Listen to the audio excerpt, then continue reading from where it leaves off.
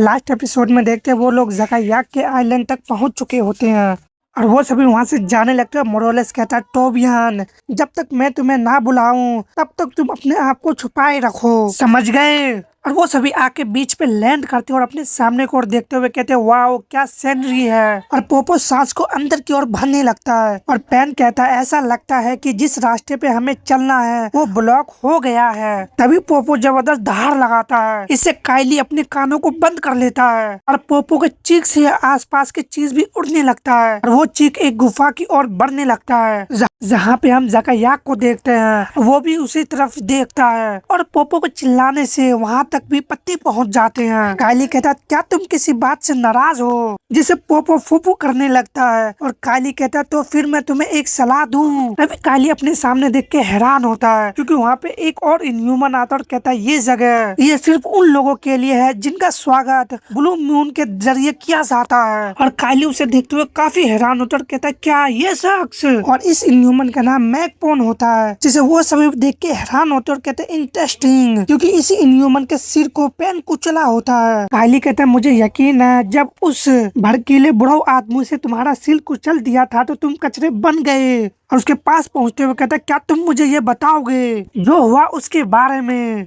Fibre मैकपोन, और वहाँ पे और भी मैकपोन आने लगते हैं, सभी यही कहने लगते हैं। और हम देखते हैं वहाँ पे काफी सारे मैकपोन होते हैं और कहता है, मैकपोन गिल्टी नहीं है। और उन सारे मैकपोन के बीच में एक और इनह्यूमन होता है जो फाइबर वॉमिट मैकपोन होता है। इससे मोरलेस अपने मन में कहता, क्लोन, अच्छा ऐसा है। पोपो कहता है, एक्सपेंशन, और वो अपनी बॉडी को काफी बड़ा कर लेता है जिससे फाइबर भी उसे देखता है। और एक और इनह्यूमन आते हुए कहता, तट पर तुम्हारा स्वागत है। और हम वहाँ पे दो इनह्यूमन को देखते हैं जिसमें से एक होलोगिन होता है, दूसरा मीट रेसा होता है। होलोगिन कहता है, होलोगिन विसेंट कहता है, मैं उसका सर्वेंट हूँ और विसेंट मेरा नाम है। इससे पेन उसे देखने लगता है और विसेंट कहता, आपने ज़कायाक के सभी इल्यूजन को डिस्ट्रॉय कर दिया है। इस आइलैंड पे कदम रखते ही मैं काफी सालों से उनका सर्वेंट रहा हूँ, फिर भी तुम समझ से बाहर हो। एक फॉरेनर के रूप में आपको अपने दिमाग का यूज करना चाहिए। ज़कायाक ने कहा कि किसी से मिलते समय शांत रहना सबसे अच्छा है उनके अनुसार। तभी विसेंट का फेस पिचकने लगता है और पेन उसे ही देख रहा है और आगे बढ़ते हुए कहता है, अगर तुम और बकवास करो तो मैं तुम्हें जान से मार दूंगा।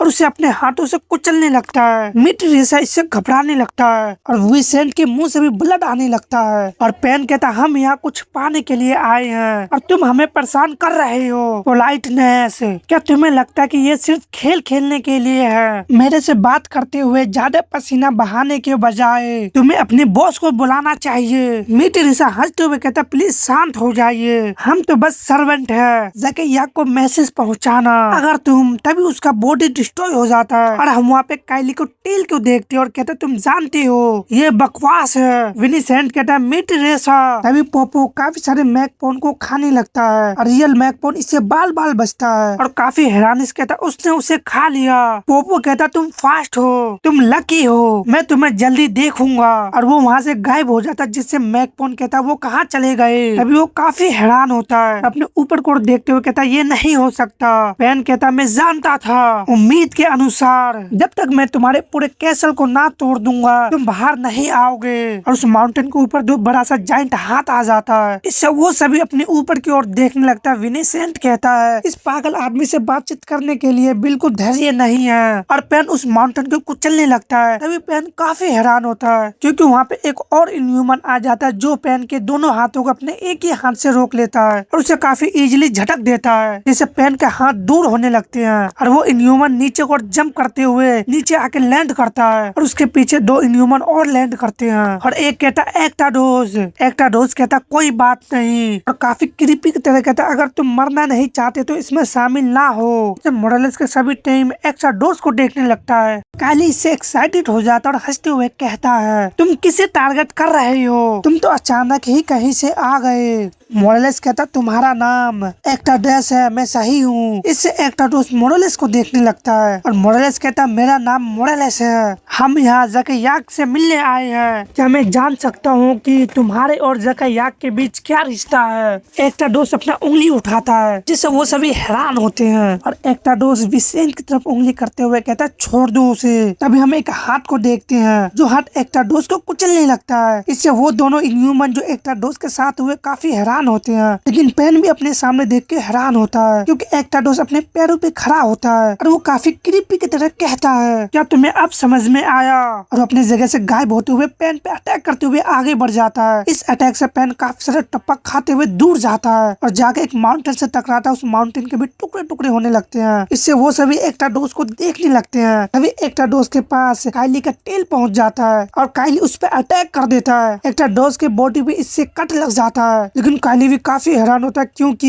एक्टाडोस उसके पास पहुंचते उसके चेहरे पे पंच मारता है जिससे वहां से जबरदस्त फोर्स निकलता है और काइली का चेहरा तक पिचक जाता है। लेकिन वो एक्साइटेड होते हुए कहता तुम स्ट्रॉन्ग हो, और वो भी एक्टाडोस के फेस पे पंच मारता है और कहता ऐसा लगता है कि हम एक जैसे हैं, क्यों ना हम 1 मिनट के लिए शांत हो जाए। इससे एक्टाडोस हंसने लगता है। वो दोनों का हाथ एक दूसरे तरफ बढ़ते हैं और उन दोनों में पावर स्ट्रगल चालू हो जाता है। मोरेलेस भी ये सब देख रहा होता। विसेंट कहता एक्टाडोस नीम मैं ठीक हूँ, प्लीज शांत हो जाओ ज़कैयाक नीम। अपने मन में कहता गलत, मैं उसे रोक नहीं सकता। और उन दोनों में अभी भी पावर स्ट्रगल चालू होता है। तभी हम पेन के हाथ को देखते हैं जो वहाँ पे अटैक कर देता है जिससे एक्टाडोस बच जाता है और काइली भी वहाँ से पीछे की ओर हो जाता है और आके लैंड करता है और कहता क्या क्या तुमने मुझ पर हमला किया। लेकिन एक्टाडोस इससे स्माइल कर रहा होता है। पेन कहता तुम बीच में आ रहे हो, इससे दूर रहो। काइली हाफी भरता फिर वो भी भड़कते हुए कहता है मुझे लगता है कि मेरे पास अपना मुंह बंद करने के अलावा कोई चॉइस नहीं है। तभी काइली अपने ऊपर की ओर देखता है। हम देखते नीचे कंकाल गिरने लगता है और काइली के नीचे से पोपो बाहर आता है। काइली कहता क्या तुम्हें मजा आ रहा है। पोपो कहता इससे कोई फर्क नहीं पड़ता मैं हूँ या नहीं, लेकिन ये तो तय है कि कुछ चल रहा है। तभी सारे मैकपोन एक तरफ देखने लगते हैं। तभी काइली काफी क्रीपी तरह स्माइल कर रहा होता है क्योंकि ज़कैयाक कहता बोरिंग समय खत्म हो गया, एक्टाडोस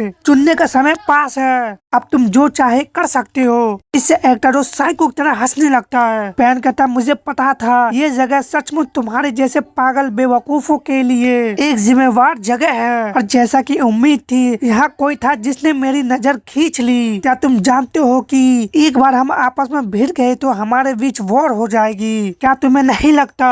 एक्टाडोस कहता क्या तुम वॉर चाहते हो। तभी पेन अपने हाथों को उठा लेता है। इससे एक्टाडोस सामने की ओर देखने लगता है और साथ ही काइली और पोपो अपने ऊपर की ओर देखने लगता है और मोरेलेस भी ऊपर ही देख रहा होता है क्योंकि हम पूरे आइलैंड पे काफी सारे मैजिक सर्कल को देखते हैं। मोरेलेस कहता है ये सवा बहुत ही गर्म है, ये कंट्रोल से बाहर हो रहा है, का समय खत्म होता है सब लोग, अब मैं सिचुएशन को संभाल लूंगा, बस मेरे ऑर्डर का पालन करे। तभी उस जगह को कुछ होने लगता है और पोपो और काइली दोनों हैरान होते हैं और कहते हैं क्या, क्योंकि वो लोग वहाँ से गायब होने लगते हैं और एक गुफा में पहुँच जाते हैं। काइली अपने मन में कहता ब्लैक हवा, माहौल बदल गया है। नहीं, पेन भी अपने मन में कह रहा था मैं उसे या उसके आसपास किसी भी चीज को नहीं देख सकता, क्या हम ही है जो चले गए हैं। मोरेलेस ज़कैयाक को देखते हुए कहता तो ये तुम्हारा काम है ज़कैयाक। वो सभी एक दूसरे के सामने होते हैं। काइली अपने मन में कहता तो ये शख्स है ज़कैयाक सच में। पेन कहता तुम परेशान तो कर रहे हो पर कमाल के अंदाज में, और अब तुम हमें इस जगह पे ले आए हैं, क्या तुम ऐसे शख्स हो जो किसी को भी अपने आप को मारने के लिए ही बुलाते हो। ज़कैयाक कहता सच में, जिससे वो सभी हैरान होते हैं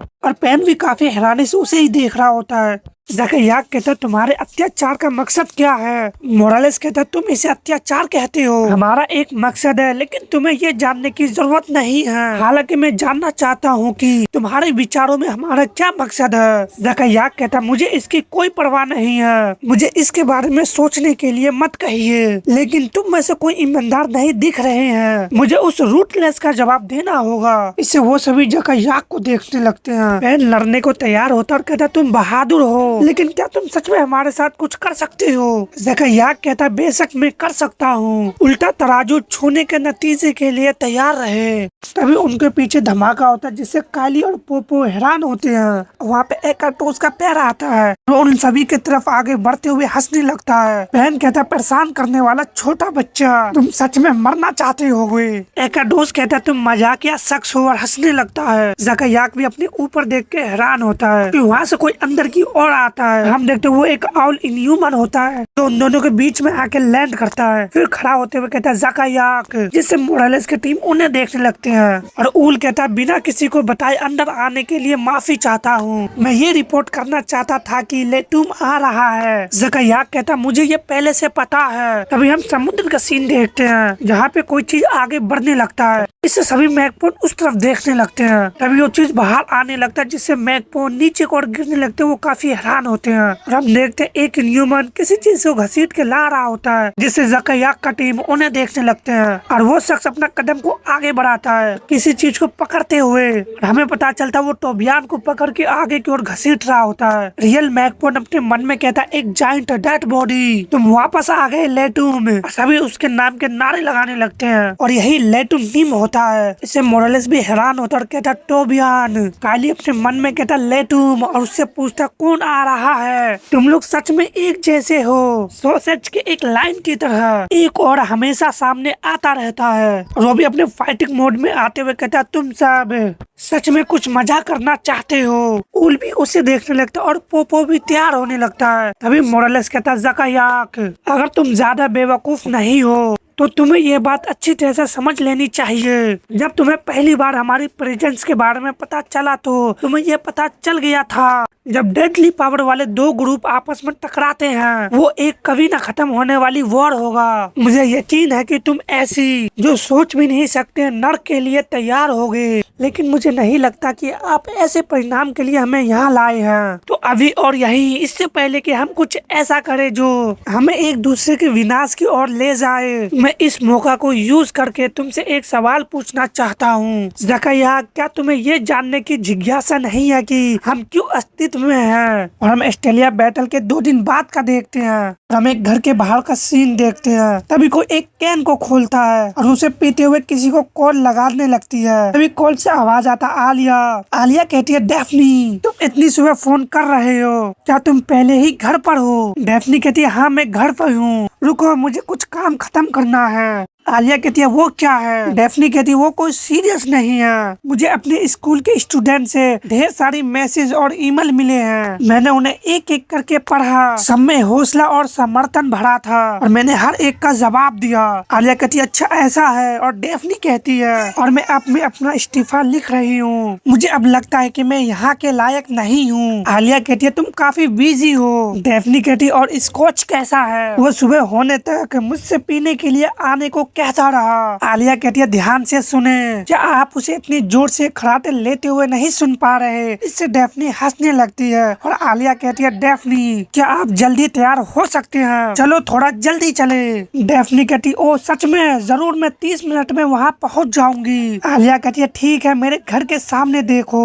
डेफनी भी कहती है ठीक है और आलिया स्कॉच से कहती है अब जागो, सॉक्स पहनो। स्कॉच उठते हुए कहता क्या ये मेरे सॉक्स नहीं है? आलिया कहती है आपने अकेले कितने बोतल पी ली? ओ गुडनेस, अपनी आंखें देखो, आपको क्या हुआ? इससे स्कॉच अपनी बेटी को देखने लगता है और उससे कहता है क्या हम पहले ही जा रहे हैं? आलिया कहती है हाँ तो तैयार हो जाओ। स्कॉच कहता क्यों, क्या हो रहा है? मैं आज बिजी हूँ, तुम्हें पता है। आलिया कहती है बस तैयार हो जाओ, इंग्लैंड पहुँचने में बहुत समय लगेगा, हमें जल्दी निकलना होगा, तो उठाओ अपने आप को। और हमारा ये एपिसोड सच में काफी सैड भरा है। नेक्स्ट सीन बीच का देखते हैं।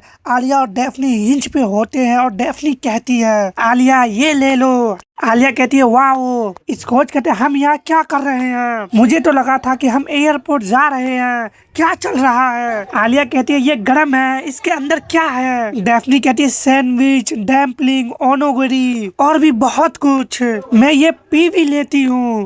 वाओ, तुम्हारे पास कॉलर भी है, तुम तो सबसे अच्छी हो डेफनी। मैं देख रही हूँ हम सब यहाँ बहुत ही अच्छे समय बिताएंगे, है ना। अपने फादर से कहती है, अरे तुम क्या बात कर रहे हो, हम घूमने जा रहे हैं, याद है। इससे स्कॉच हैरान होता और कहता है, क्या तुम इस पर सवारी करना चाहते हो? ठीक है। और हिंच वहाँ से जाने लगता है। स्कॉच कहता, क्या तुम इसे धीरे चला सकते हो, ये मुझे बहुत ही परेशान कर रहा है। इससे डेफनी हंसने लगती है। उससे कहती है, अगर आपके लिए ये पहले से ही बहुत मुश्किल है तो बस मुझे बता दो, ठीक है। और वो लोग और भी स्पीड तेज कर देते और हंसने लगते हैं, लेकिन स्कॉच का तो हालत खराब होने लगता है और हिंच काफी स्पीड से आगे बढ़ जाता है। हम यूनाइटेड किंगडम का सीन देखते हैं जहाँ पे कोई कहता है, जेनी हेलो। हम जेनी के फ्यूनरल को देखते हैं और हमें बताया जाता है, मेरा नाम सोफिया है, ये मेरी बहन साइबल है और हम मैनचेस्टर में रहते हैं। और हम देखते गार्डों को आंखों में भी आंसू होते और हमें बताया जाता है, मुझे पता है आप हमें नहीं जानते। हम देखते जेनी के फ्यूनरल को काफी शान शौकत से ले जाया जा रहा होता है और जेनी के फ्यूनरल को जो भी जाते हुए देखते वो काफी उदास नजर आ रहे होते हैं और कहते हैं, लेकिन हम तुम्हें बहुत अच्छी तरह से जानते हैं जेनी, तुम ही हो जिन्होंने हमें बचाया। और हम देखते हैं जेनी के फोटो के साथ कुछ लोग रो रहे होते हैं तो कुछ लोग काफी उदास नजर आ रहे होते हैं और कहते हैं, ओशियस अटलांटिक पर खराब निर्माण के कारण बिल्डिंग अचानक ढह गई थी, लेकिन फिर हमने तुम्हें देखा, तुम हमें बचाने के लिए वहाँ थे। जेनी, जब हमने सुना कि आप मर गए हम माँ से गले लगने के लिए दौड़े, हम इतना रोए कि हमारी आंखें जलने लगी। हमने माँ से पूछा कि आप जैसे अच्छे इंसान क्यों मरते हैं और उसकी मॉम कहती, जेनी सच में बहुत ही महान काम किया और अब वो हेवन जा रही होगी। सोफिया इसाबेल इस बात पर दुखी होने के बजाय कि जेनी हमें छोड़ के चली गई, बस उन सभी अच्छे कामों को याद रखे जो उसने हमारे लिए किए, उसके लिए हमेशा थैंक्सफुल रहे और उसे हमेशा यादों में रखे। और सोफिया बताती है, इसाबेल अभी भी लिखने में अच्छी नहीं है। और सोफिया आगे को और बढ़ने लगती है, जिससे उसकी मॉम और इसाबेल कहती है, सोफिया। और सोफिया बताती है, ये लेटर मैंने लिखा है और इसमें अपने पूरे फैमिली की दर्द बता रही हूँ, डियर जेनी। तो जाते हुए कहती है, सर। जिसे एक गार्ड उसे देखता है और सोफिया कहती है, क्या प्लीज आप मुझ पर एक एहसान कर सकते हैं, प्लीज ये ले लीजिए। और कहती है, मुझे यकीन है कि आप ठीक होंगे क्योंकि आप हेवन में हैं। और सोफिया गार्ड से कहती है, ये फूल और लेटर, क्या आप प्लीज इन्हें जैन के पास ले जा सकते हैं। और राइटर हमें बताता, लव यू सोफिया और इजाबेल। इससे वो गार्ड सोफिया को देखने लगता है और सोफिया के आंखों में भी आंसू होता है। गार्ड कहता है, निश्चित रूप से, प्लीज इन्हें मुझे दे दो। और वो गार्ड अपने मन में कहता है, हमारी जान बचाने के लिए थैंक्स। और गार्ड उससे कहता है, मैं ये तय करूंगा कि उसे ये मिले और मैं जानता हूँ। उसके आंखों में भी आंसू होता और कहता है, ये छोटी बच्ची, मुझे भी वैसा ही महसूस होता है जैसे तुम्हें होता है, भले ही जेनी अब हेवन में हो, मुझे यकीन है कि वो उसे पढ़ेगी। और जेनी के फ्यूनरल को एक चर्च के अंदर ले जाया जा रहा होता है और गार्ड कहता है, अगर आप मुझे माफ करें। तभी चर्च का गेट खुलता है और उसे वो अंदर लाने लगते हैं। सभी एक एक करके आगे बढ़ते और जेनी के फ्यूनरल को ले जाने लगते हैं। वहाँ पे वो तीनों भी होते हैं और स्कॉच कहता है, वो आ रहा है। डेफनी भी इससे पीछे मुड़ के देखते हैं, लेकिन आलिया को इतना हिम्मत नहीं होता कि वो पीछे देख सके। अपने सामने की ओर ही देख रही होती है और जेनी को याद करने लगती है। फिर अपने मन में कहती है, ये अजीब है, तुम एक खाली ताबूत में बिना बॉडी या बिना सोल के देखना बहुत ही मुश्किल है। वहाँ पे बैचलर और क्रिलो भी होते हैं जो कहता है, तो फ्यूनरल कुछ इस तरह होता है, माहौल काफी शांत है। खैर, आपने क्या उम्मीद की थी, क्या कोई माइक पकड़े हुए कोई मधुर गाना गा रहा है। तभी कोई कहता, क्या ये वैसलो की आवाज है, मैं जा रही हूँ। जिससे वैसलो किरिलो भी हैरान होता है। तभी कोई कहता, रुको सुई। किरिलो कहता, वो कौन है। सुई काफी रो रही होती है और कहती है, मैंने पहले ही तुमसे कहा था कि मैं नहीं आना चाहती। एक लेडी उसे शांत करते हुए कहती, प्लीज शांत हो जाओ, मैं जानती हूँ कि ये तुम्हारे लिए मुश्किल है। तो बैन भी उसे देखते हुए कहता, सुई। फिर कोई बैन को आवाज लगाता है और ये जैसम होता है जो कहता है, सुई ठीक हो जाएगी, जो कुछ हुआ है उससे वो बहुत परेशान और टूट गई है, उसे अकेला छोड़ दो, उसे ठीक होने के लिए समय देना ही सबसे अच्छा है। और एक पल के लिए माहौल बिल्कुल शांत हो जाता है। विद्रो अपने ऊपर की ओर ही देख रहा होता है, अपने आंसू छुपाने की कोशिश कर रहा होता है। पैरल भी काफी सीरियस होती है और कहती है, अनी, मैं जानती हूँ कि अब तुम चले गए हो, लेकिन मैं आपको याद दिलाना चाहती हूँ कि हम अभी शुरू कर रहे हैं, तो प्लीज हम पे नजर रखें। दूसरी तरफ मैक्सिको का सीन देखते हैं जहाँ पे भी कुछ लोग फ्यूनरल मना रहे होते हैं और कोई कहता, क्या 1 घंटे से ज्यादा समय नहीं हो गया, क्या हम जा सकते हैं। तो एक कहता, अभी उसे अकेला छोड़ दो। चलो उसे रहने के लिए कुछ और समय दे दे। और ये टोनी होता है जो रोते हुए कहता है, जब मैंने ये खबर सुनी मैं तुमसे मिलने के लिए पास के ही एयरपोर्ट पे आया, मैंने तुम्हारी पसंद की चीज खरीदी, कैसा है? एक बंदा कहता है मुझे ये समझ में नहीं आया। दूसरा कहता है थोड़ा सिंपैथी रखो, हम और क्या कर सकते हैं, हमें सच में नहीं पता कि वो किस दौर से गुजर रहा है। टोनी कैप्टन का सबसे पुराना दोस्त है, उनका इतिहास और रिश्ता बहुत ही मजबूत है, स्पेशली रूप से जब कैप्टन ने 4 हेड क्रू को इकट्ठा किया जिसमें से एक नया लाइफ मिला। और टोनी काफी रो रहा होता, कहता तुम गधे, तुम्हें पता है कि अगर तुमने कोई बेवकूफा भरा काम नहीं किया होता तो मैं तुम्हें नहीं डांटता।